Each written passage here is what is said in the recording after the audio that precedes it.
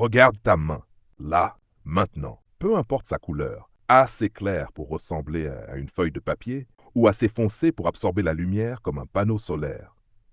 Cette teinte n'est pas tombée du ciel par hasard. Ce n'est pas un caprice de la nature ni un accident cosmique. C'est le résultat d'une négociation vieille de plusieurs centaines de milliers d'années entre tes ancêtres et une étoile située à 150 millions de kilomètres d'ici. Une étoile qui n'a jamais eu le moindre remords pour ce qu'elle a fait à notre espèce. Et voici ce qui va vraiment te surprendre. Remonte assez loin dans l'arbre généalogique humain et tu découvriras que chacun de tes ancêtres, absolument tous sans exception, avait la peau foncée. Il y a 300 000 ans, quand Homo sapiens est apparu en Afrique, pas un seul être humain à peau claire n'existait sur Terre. Le concept lui-même n'existait pas encore.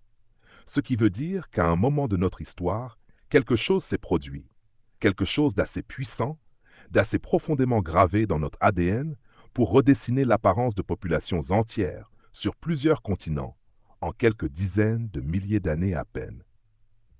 Alors, qu'est-ce que c'était?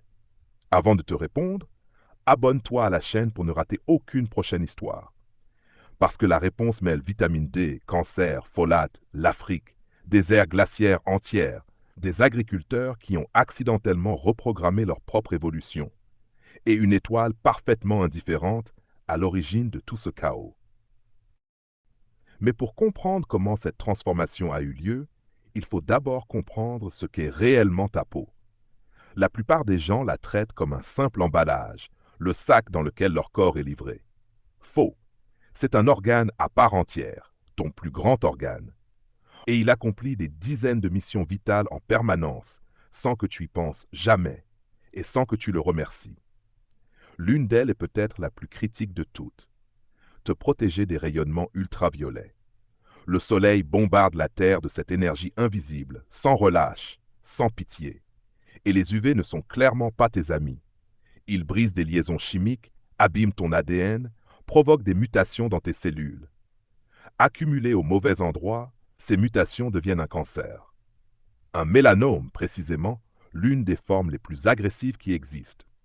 C'est exactement là que la couleur de peau entre en scène.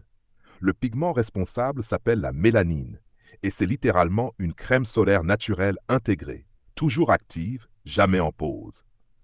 Plus il y en a, plus la peau est foncée, et plus elle intercepte les UV avant qu'ils n'atteignent les profondeurs où vit ton ADN. Une peau foncée, ce n'est pas juste une apparence, c'est une armure. Voilà pourquoi en Afrique, berceau de notre espèce, sous certains des rayonnements les plus violents de la planète, l'évolution a imposé la peau foncée à une vitesse fulgurante. Plus de mélanine, c'était moins de cancer, plus de chances de vivre assez longtemps pour transmettre ses gènes. La sélection naturelle ne se soucie ni de beauté ni de style. Elle pose une seule question, inlassablement, des milliards de fois. Ce trait aide-t-il à survivre assez longtemps pour se reproduire? En Afrique équatoriale, pour la peau foncée, la réponse était un oui retentissant, à chaque génération. Mais voici le rebondissement que personne ne voit venir. Les UV ne s'en prennent pas qu'à la surface de ta peau. Ils s'attaquent aussi à quelque chose de minuscule, d'invisible et d'absolument vital. Quelque chose dont la destruction, au pire moment, peut mettre fin à une grossesse avant même qu'elle ait vraiment commencé. Cette molécule s'appelle le folate, une forme de vitamine B9 essentielle à la formation du tube neural, la structure qui deviendra le cerveau et la moelle épinière du bébé. Sans assez de folate dans les toutes premières semaines, parfois avant même que la mère sache qu'elle est enceinte, ce tube peut mal se refermer. Les conséquences sont dramatiques. Malformations graves, fausse couche. Le problème, c'est que les UV détruisent le folate en traversant la peau jusqu'au sang. Sous le soleil équatorial africain, sans vêtements ni abri, l'exposition était permanente, et les femmes à la peau plus claire payaient le prix fort. Plus de folate détruit, plus de malformations, moins de descendants qui survivaient. Deux menaces mortelles, totalement indépendantes. Une seule armure biologique capable de contrer les deux à la fois. En Afrique, la peau foncée n'était pas simplement avantageuse. Elle était, ni plus ni moins, une condition de survie pour l'espèce entière. Alors pourquoi a-t-elle changé?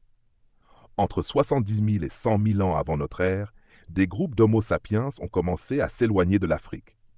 Pas de grand départ organisé, pas d'annonce solennelle. Juste une lente dérive, génération après génération, chaque groupe s'aventurant un peu plus loin que ses parents. Sur des millénaires, l'espèce s'est répandue au Moyen-Orient, en Europe, en Asie, jusqu'en Amérique. Et en avançant vers le nord, quelque chose de fondamental basculait dans leur environnement. Le Soleil, lui, n'avait pas changé d'un iota, toujours aussi indifférent, toujours aussi puissant. Mais aux latitudes élevées, sa lumière frappait la Terre selon un angle plus rasant, traversait une épaisseur d'atmosphère bien plus grande. Les UV s'y trouvaient filtrés.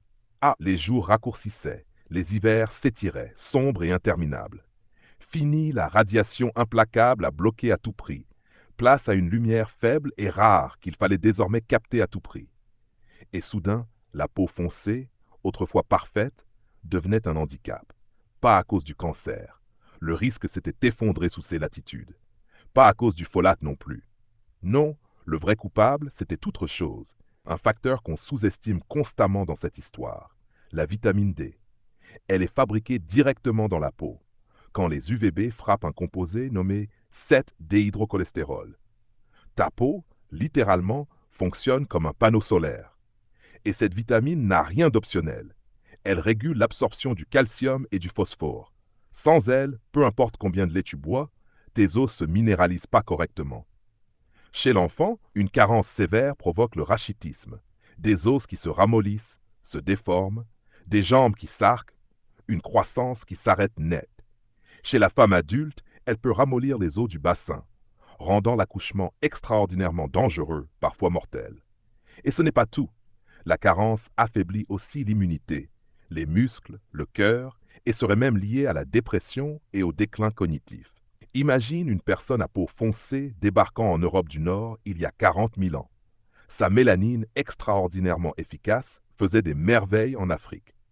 Mais ici, sous ce ciel gris et avare de lumière, cette même mélanine bloque désormais les rayons dont son corps a désespérément besoin.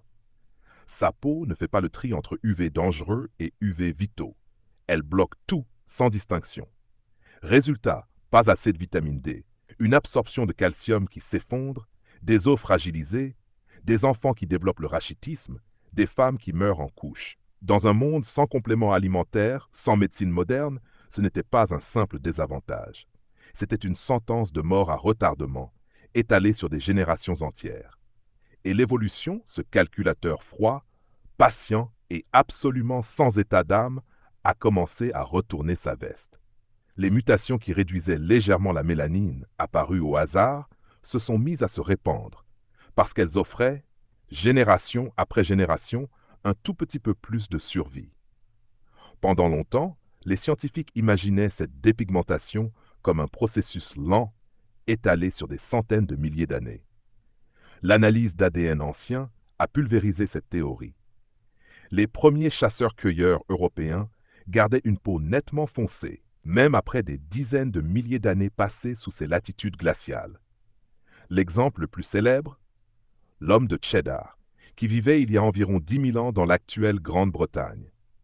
Son ADN, décodé en 2018, révèle une peau foncée à moyennement foncée, des cheveux sombres et bouclés, et des yeux bleus. Une combinaison qui paraît presque impossible aujourd'hui, tant on associe désormais les yeux clairs à la peau très pâle. Et pourtant, la peau extrêmement claire, qu'on attribue aux Européens du Nord-Ouest, celle qui rougit en 12 minutes de soleil d'été, ne s'est véritablement généralisée qu'au cours des 6 à 8 000 dernières années. C'est vertigineux, moins de 3% de toute l'histoire d'Homo sapiens.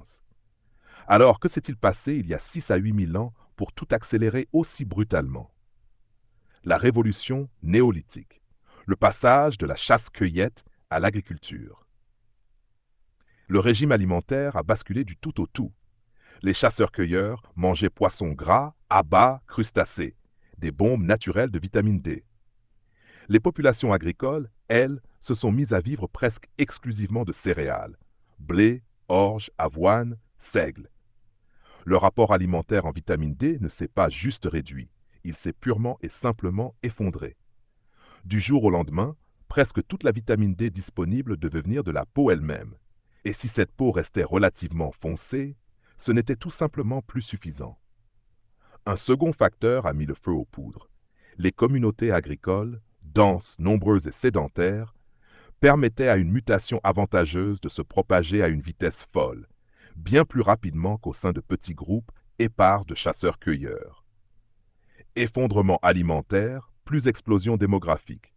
La dépigmentation européenne est brutalement passée en mode accéléré. Voici un détail qui surprend presque tout le monde. La couleur de peau n'est pas gouvernée par un seul gène, mais par des dizaines de gènes travaillant de concert. Et le plus fascinant, c'est que les populations qui ont développé indépendamment une peau plus claire, européens d'un côté, asiatiques de l'Est de l'autre, n'ont pas emprunté les mêmes chemins génétiques pour y arriver. C'est de l'évolution convergente à l'état pur, la même solution, réinventée plusieurs fois, indépendamment, sur des continents différents. Et quand l'évolution retrouve la même réponse à répétition, c'est le signal le plus fort qu'elle puisse envoyer. Ce trait compte vraiment énormément pour la survie. Et puisqu'on parle de génétique, il faut absolument évoquer les yeux bleus, l'une des histoires scientifiques les plus vertigineuses que tu entendras jamais. Chaque personne aux yeux bleus vivant aujourd'hui, sans exception, descend d'un seul et même individu, une personne, une mutation, un instant précis, quelque part près de la mer Noire, il y a 6 à 10 000 ans. Avant cette personne, l'humanité entière avait les yeux marrons. Rien que marron, aussi loin qu'on remonte. Les yeux bleus sont donc plus jeunes que l'agriculture, plus jeunes que Stonehenge, plus jeunes que la domestication du cheval.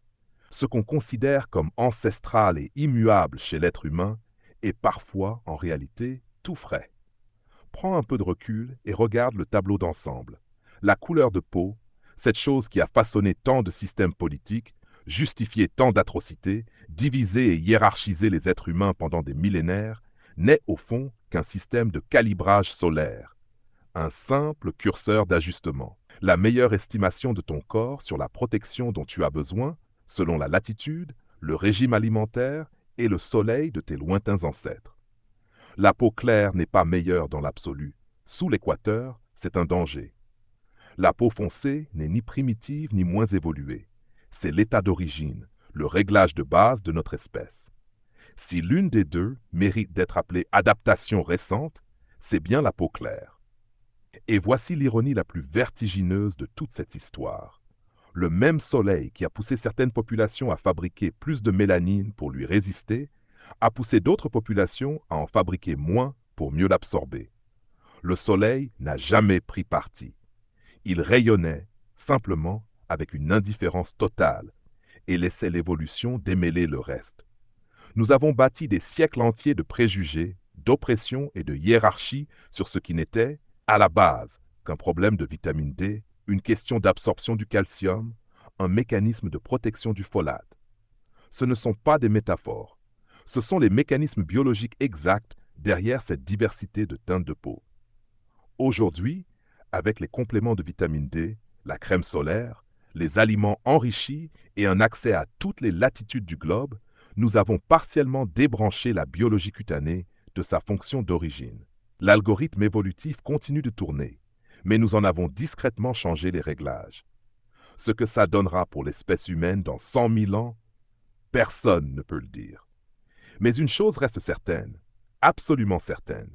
Chaque teinte de peau humaine aujourd'hui provient de la même population ancestrale, debout sous le soleil africain, qui s'est lentement répandue sur une planète imprévisible, portant, gravée dans sa mélanine, la trace exacte de chaque environnement traversé par ses descendants.